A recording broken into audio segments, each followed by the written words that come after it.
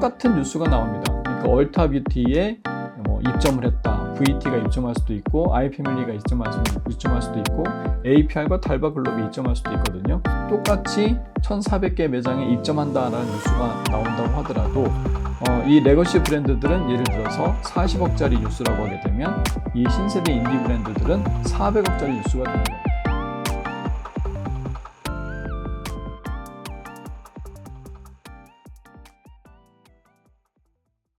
네, 안녕하세요. 애널리스트 박종대입니다. 오늘은 화장품 업종의 여름 데자뷰 극복하기라는 제목으로 말씀을 드리려고 합니다. 작년 이맘때 보게 되면 상반기까지 굉장히 화장품 업종 주가가 좋았다가 하반기에 굉장히 또 빠르게 급락을 하는 바람에 실망이 컸거든요. 그래서 올해 투자자들도 작년처럼 상고하저의 흐름이 나타나지 않을까 걱정하시는 분들이 좀 있는 것 같아요.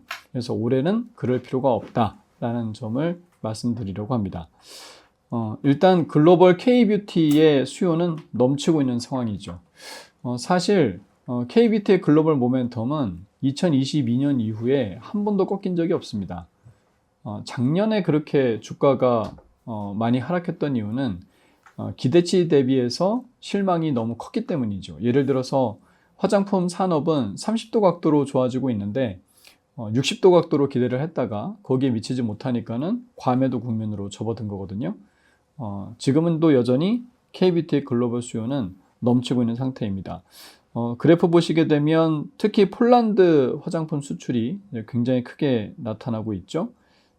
폴란드는 실리콘2의 물류센터가 있는 곳이고, 이게 허브 기지 역할을 하면서 유럽 전역으로 K-뷰티가 확산을 하고 있는 건데, 하도 수요가 좋다 보니까는 실리콘2는 물류센터를 하나 더 마련하고 있는 중입니다.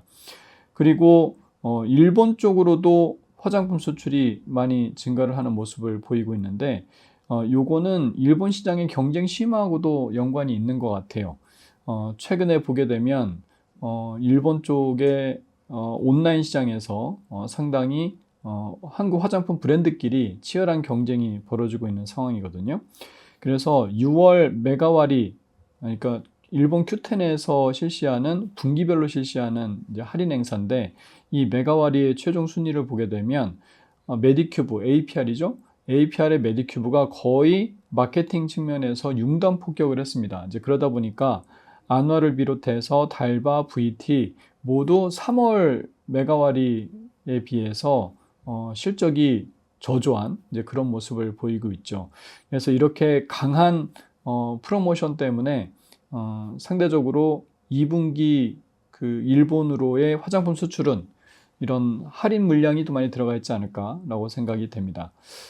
그래서 중장기적으로 봤을 때는 이런 온라인에서의 경쟁 심화가 사실 산업 전체적으로 봤을 때는 그렇게 긍정적인 건 아니죠. 왜냐하면 예전에는 이 탑 20 브랜드를 정리를 해보게 되면 한 15개 정도의 브랜드가 나왔거든요.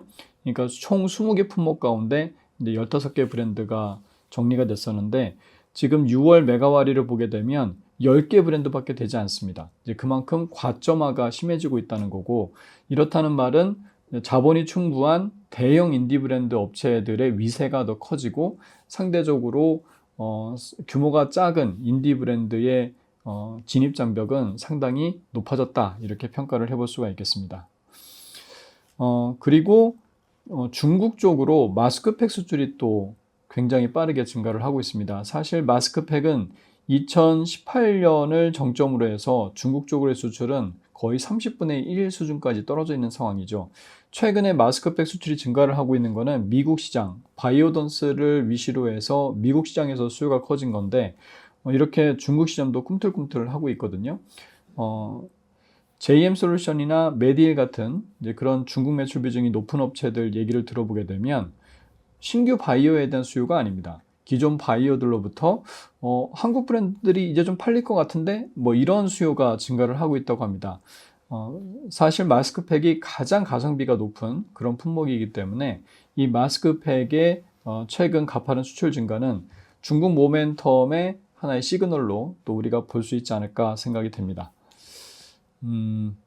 그리고 최근에 이 K뷰티의 글로벌 인프라 역시 상당히 좋아지고 있는 상황이죠. 코스맥스, 콜마 같은 경우 캐파 증설을 뭐 30%, 50% 이렇게 완료를 해놓은 상태이고, 특히 인도네시아의 코스맥스 법인 같은 경우에는 지금 매출이 상당히 급증을 하고 2024년에 1,000억을 넘겼는데, 인도네시아의 사업 환경이 굉장히 좋습니다. 상당히 나라는 고신장하고 있고 인구는 2억 8천이나 되고 MZ세대 비중이 50%가 넘기 때문에 상당히 성장의 여력이 큰 상황이고, 여기에서 로컬 브랜드의 퀄리티를 올리면서 K뷰티하고 같이 성장하고 있는 이제 그런 상황인데, 이 제조를 해줄 수 있는 데가 인도네시아 코스맥스 법인밖에 없습니다. 그래서 마치 2010년 상해 법인의 성장을 생각하게 하는 그런 초입기라고 볼 수가 있겠습니다. 이런 것들이 상당히 매력적인 그 생산 인프라 확충이라고 볼 수가 있겠고요. 태국 법인 같은 경우에도 코스맥스의 태국 법인 같은 경우에도 2024년 매출이 400억 이상으로 급증을 했는데 올해 1,000억을 기대를 하고 있거든요.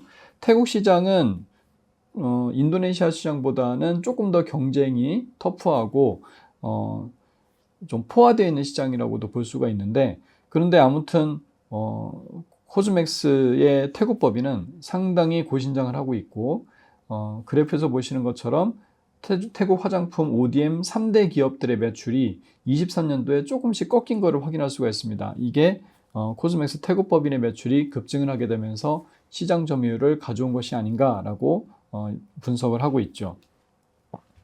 다만 우리가 좀 생각을 해봐야 될 것은 K뷰티의 글로벌 수요도 대단히 좋고, 그리고 국내 제조 인프라 역시 계속 확충되고 좋아지고 있는 상황이기 때문에 글로벌 화장품 수출이라든지 국내 업체들의 모멘텀에 대해서는 크게 걱정하실 필요가 없습니다만은, 다만 한 가지 우리가 유의해야 될 것은 신구세대 인디 브랜드들 사이의 속도 차이는 우리가 좀 감안을 해야 된다.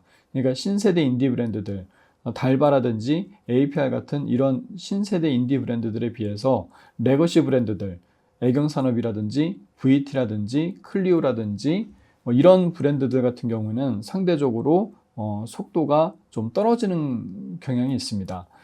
이런 것들은 두 그룹 간에 상당히 마케팅과 영업에서 이제 큰 차이를 보고 있기 때문이죠. 무엇보다도 신세대 인디 브랜드들이 좀 독특한 점은 엄청난 온라인 마케팅 비중입니다.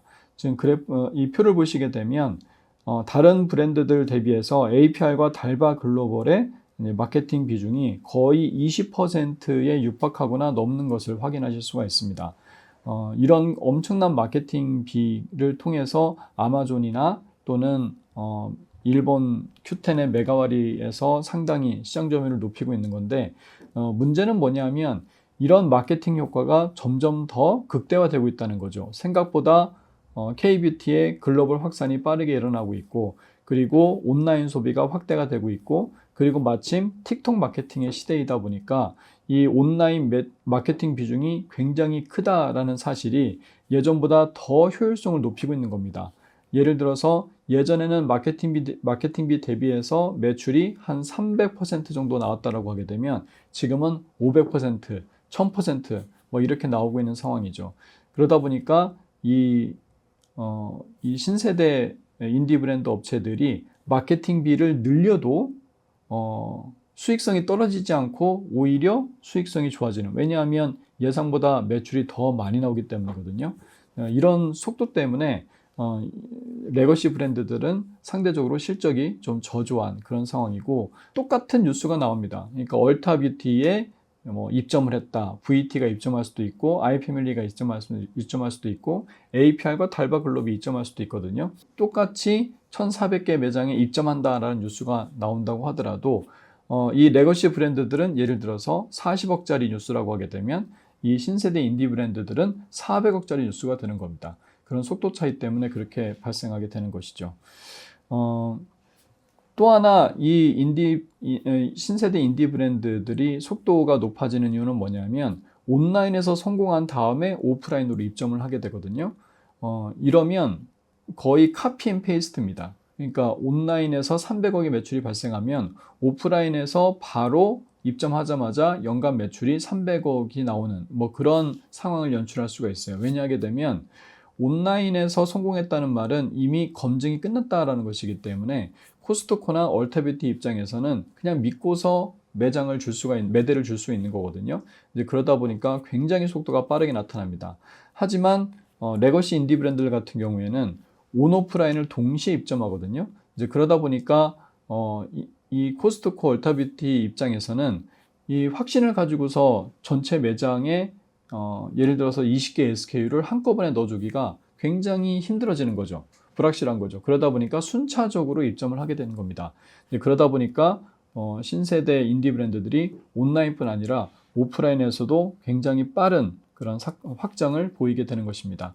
이제 그러다 보니까 실적과 주가로 그런 모습들이 대변되죠. 그래서 APR과 LG생활건강의 시가총액을 보게 되면 APR의 시가총액이 언젠가부턴가 이제 5월부터는 LG생활건강의 시가총액을 넘어서기 시작했고요. 그리고 APR과 VT의 PER은 작년까지는 같이 갔거든요. 그러다가 1월부터 2월부터 이제 갈라지기 시작하더니만 지금은 엄청난 격차를 보이고 있습니다. 이렇게 신세대 인디 브랜드와 레거시 인디 브랜드들의 속도 차이가 있다. 그리고 그거는 밸류에이션의 차별화로 나타날 수밖에 없는 상황이다. 이것만 하나 주의하시게 되면서 이제 화장품 업종의 중장기 전망을 하시면 될 것 같습니다. 네, 이상입니다. 감사합니다.